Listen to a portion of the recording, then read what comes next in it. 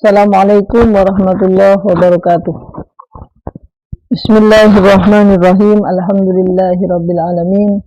Wassalatu wassalamu ala asrafil mursalin sayyidina Muhammadin wa ala alihi wa sahbihi ajmain.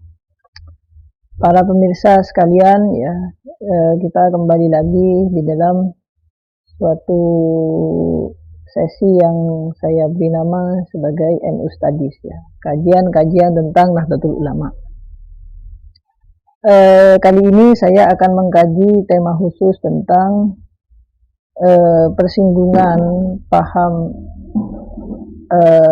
Nahdlatul Ulama dengan pergerakan-pergerakan Islam yang lain yang itu mewarnai awal-awal dan bahkan bisa dikatakan memicu berdirinya Nahdlatul Ulama di awal-awal. Nah, sebenarnya kita melihat dalam sejarah Nahdlatul Ulama bahwa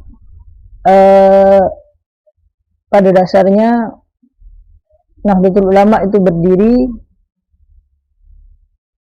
di masa-masa persinggungan atau dialektika antara golongan Islam yang moderat dengan golongan Islam yang dalam tanda kutip itu agak ekstrim,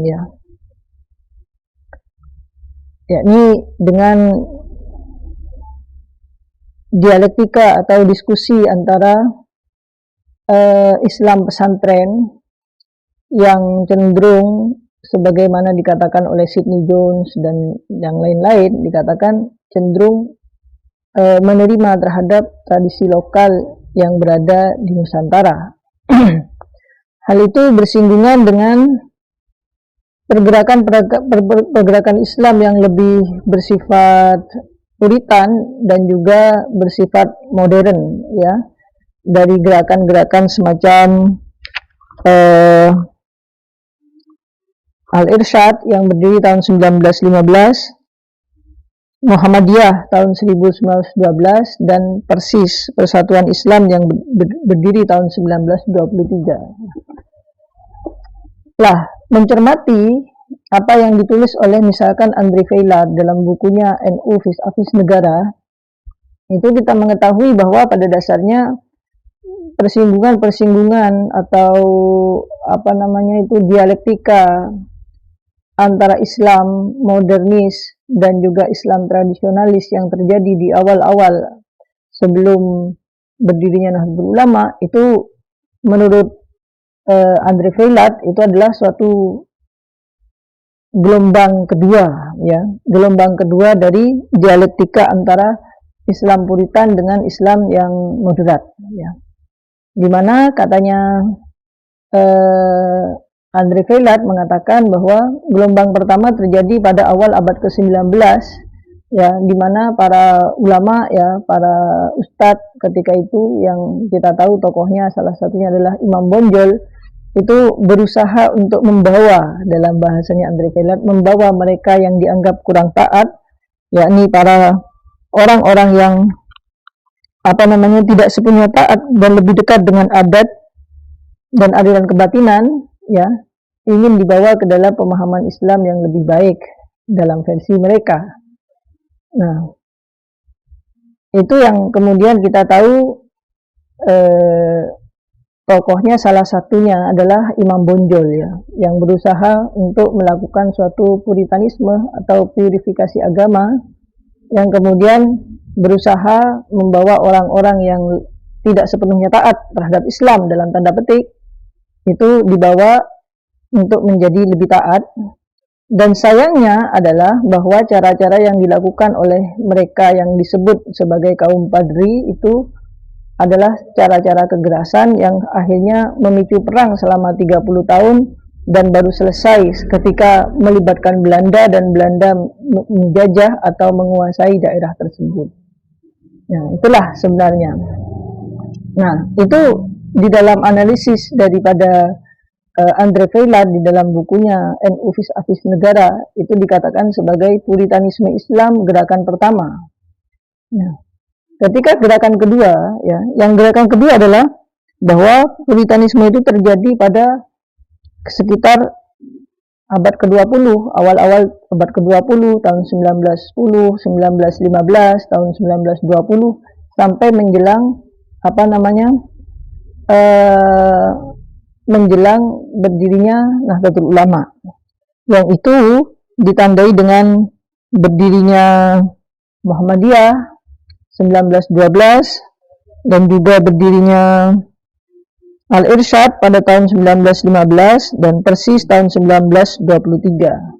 Di masa-masa tersebut terjadi perdebatan-perdebatan sengit, ya, yang sangat tajam di antara kalangan pesantren dengan kalangan modernis pada waktu itu tentang praktek-praktek tradisi keagamaan yang dilaksanakan oleh kaum pesantren seperti ziarah kubur di pemakaman wali-wali, ya, tradisi taklid terhadap para imam dan sebagainya.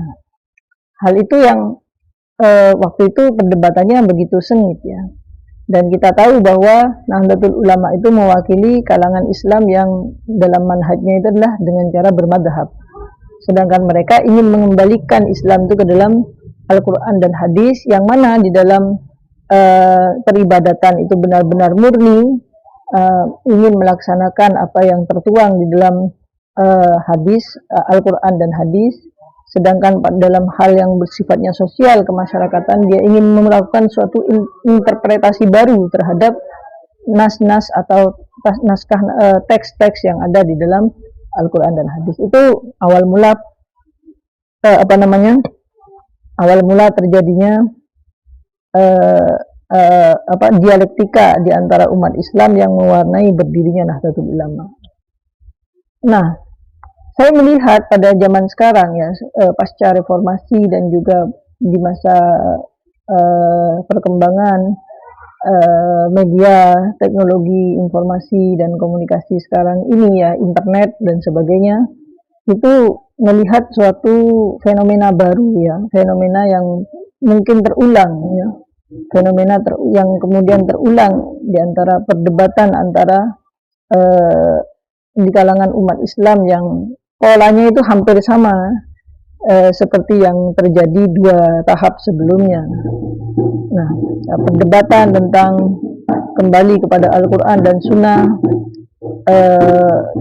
menolak bermadhab, dan juga perdebatan tentang praktek-praktek tradisi keagamaan kalangan kaum pesantren sekarang mulai ditentang lagi oleh apa yang kita sebut sebagai Salafi Wahabi di masa sekarang. Dan itu polanya sebenarnya polanya itu mirip-mirip dengan pola-pola yang zaman dulu di awal abad ke-19 Perang Padri, dan juga